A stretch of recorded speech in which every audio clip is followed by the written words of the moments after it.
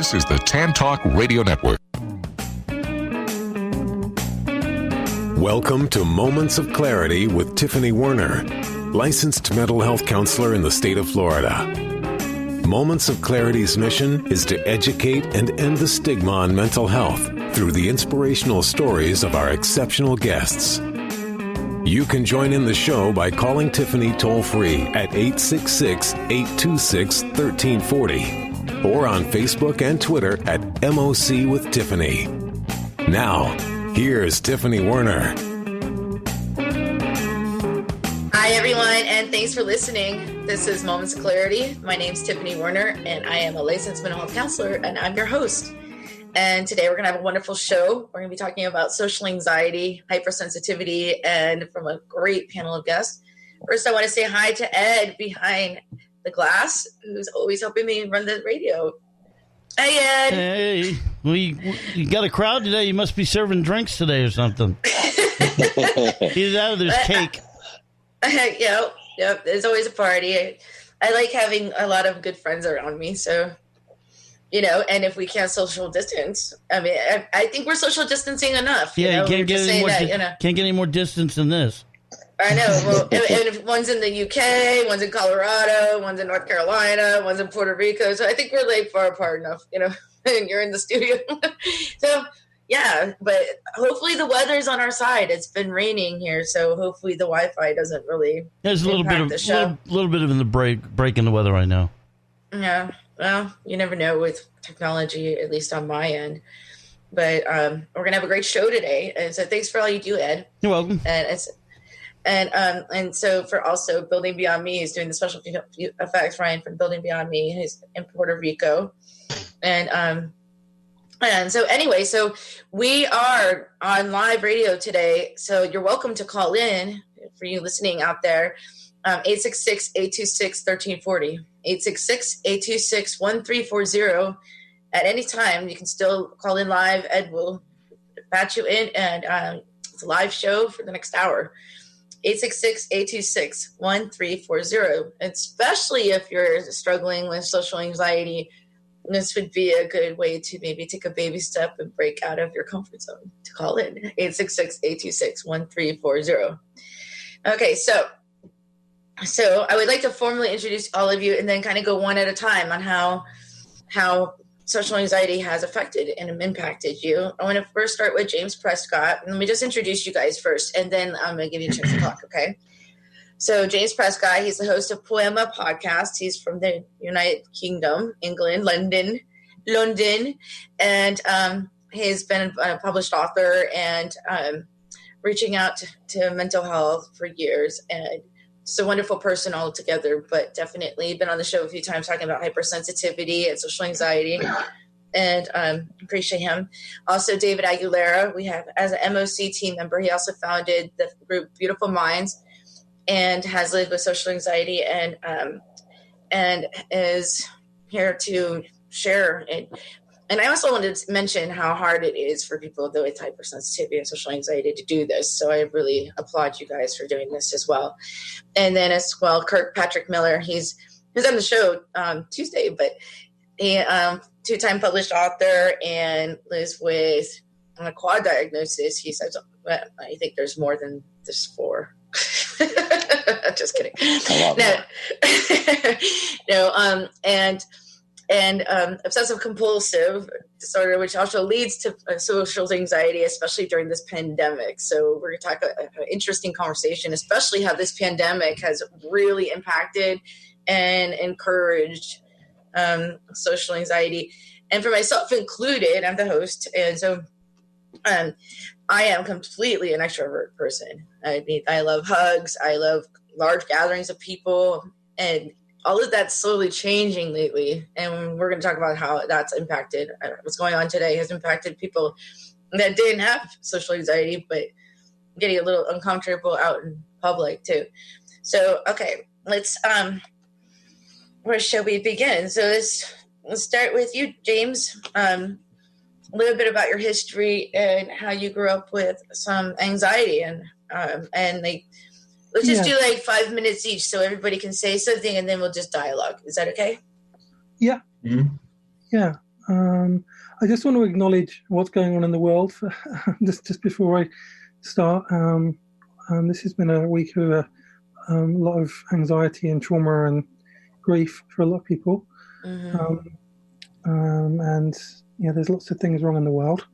Systemic racism is real and it's happening, and we want to do our part in unlearning white privilege and the systems that have created the oppression that's going on and the things that happened in the last week. So I want to just acknowledge that first. Yeah. Also, wait, on that note, really quick, not to interrupt, but I'm curious, to stay on topic. What's it like over in the UK watching the news of what's going on over here in America?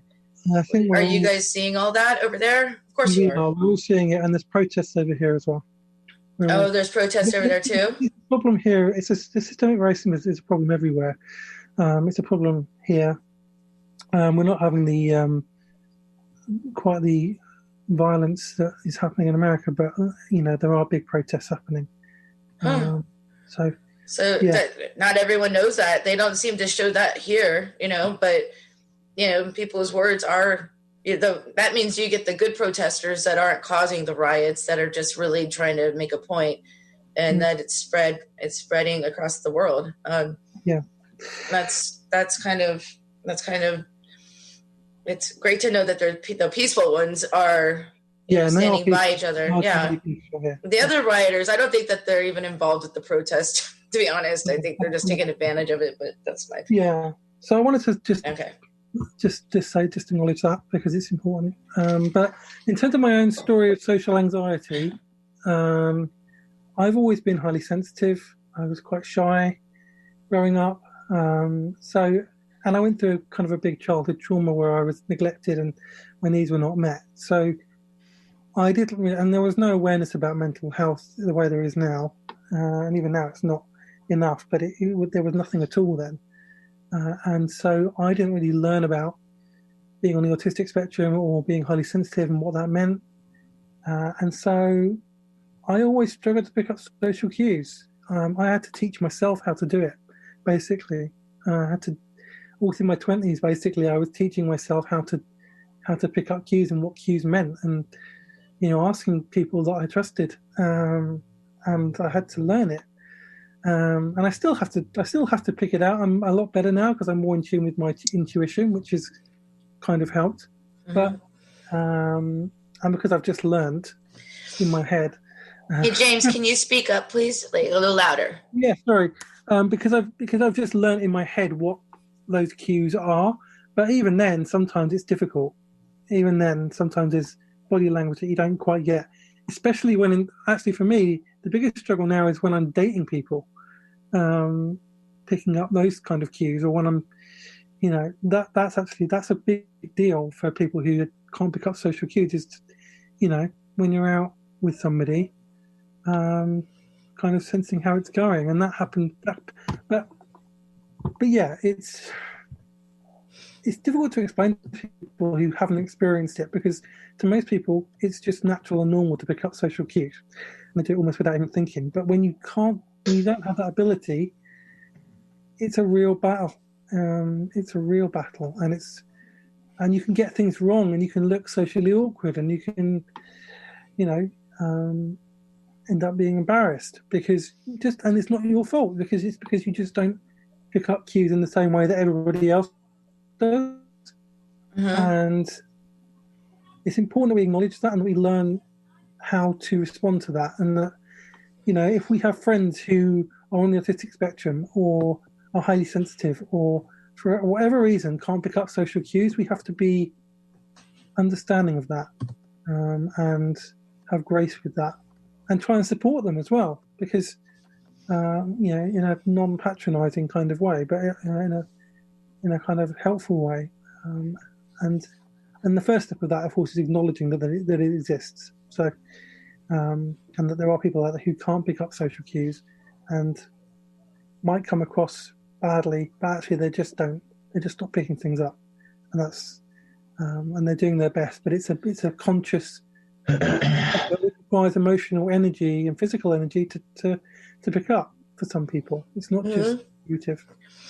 Yeah, like I've known you for years, James, and kind of got used to like just having to clarify things because with hypersensitivity, you know what I mean? When you care about somebody that's struggling with that and they get their feelings hurt easy, you know, it's also